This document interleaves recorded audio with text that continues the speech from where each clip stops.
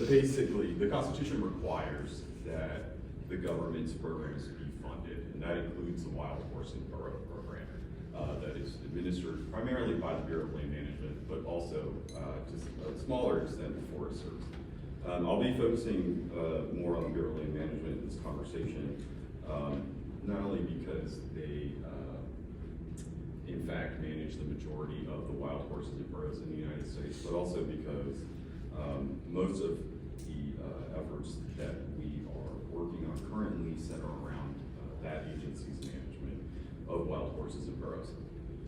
So, in terms of just maybe a little bit of proof of concept of why appropriations can matter, things like the limitation on funding slaughter or sale without limitation, for example, have come through appropriations, meaning the agency can't use money that is appropriated by legislators to fund the slaughter of horses, which unfortunately the Act still permits.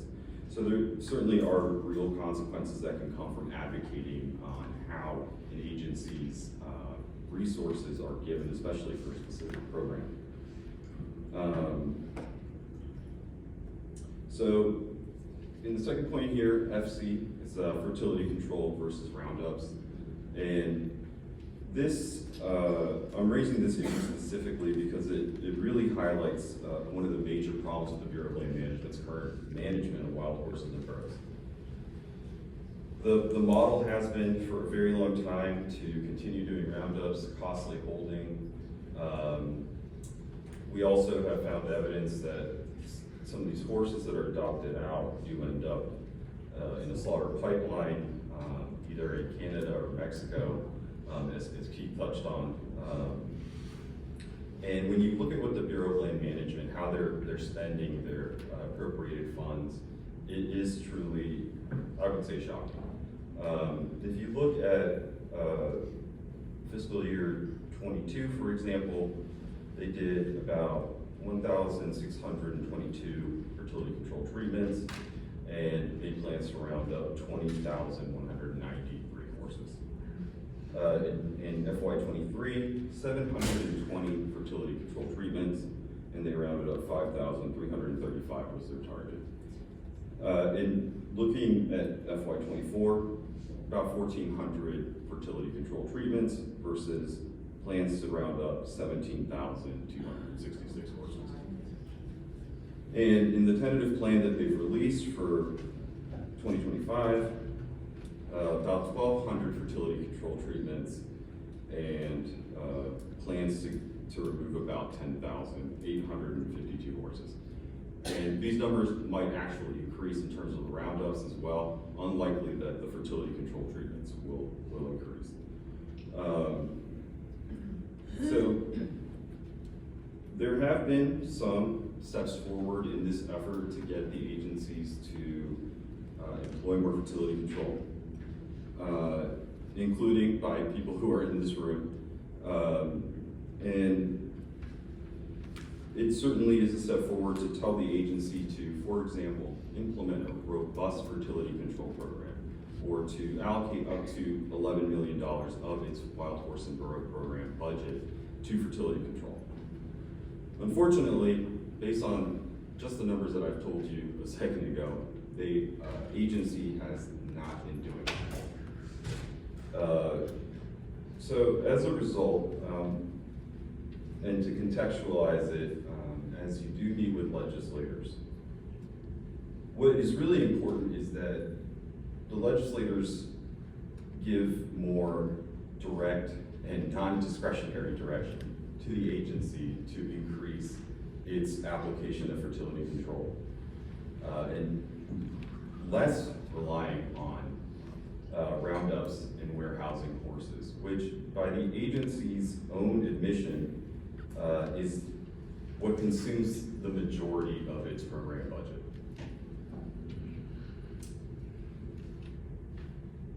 And to give you some idea as to the, I guess, the fiscal aspects of this issue as well, which are not personally my main concern, but certainly I think think are persuasive to different audiences, let's just say that. According to the Bureau of Land Management, the cost of a fertility control treatment on a horse is about $2,500. And alternatively, the lifetime holding cost for a horse after it's removed and warehoused is about $48,000. So there's a massive disparity. When you look at plans like they have for next year, talking about almost 11,000 horses, the difference is pretty massive. And that is taxpayer money at the end of the day.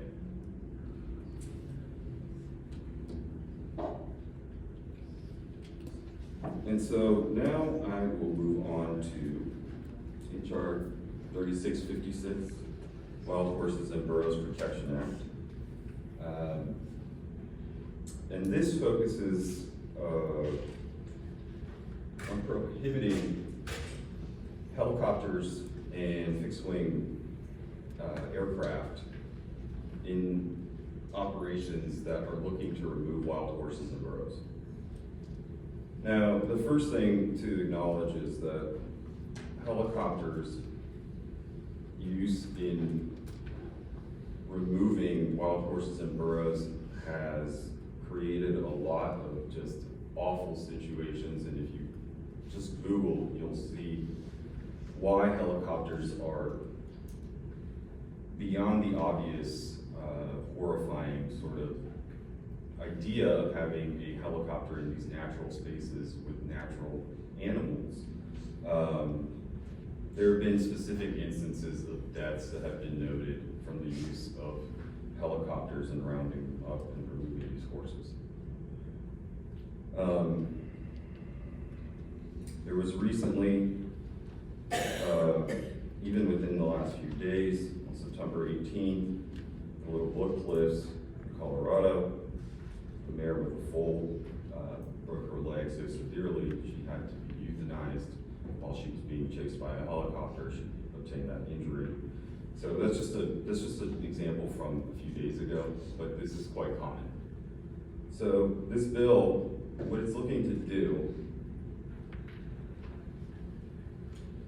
is to prohibit the BLM from using or contracting for the use of helicopters or fixed-wing aircraft for the purposes of rounding up and gathering wild horses and burros. It also is asking that a report be generated to find scientifically supported humane alternatives to these methods. The bill itself actually acknowledges that these methods exist, and it says including fertility control, which I believe you may have heard it talk about. I'm happy to talk about fertility control. But even things as simple as bait and trap are less harmful, less dangerous than using helicopters to gather wild horses and burros. The bill also goes on to acknowledge that one of the main problems is the long distances that wild horses and burros are chased using helicopters. This can also be at times extreme temperatures, mares with foals, a lot of very, very horrific things happen.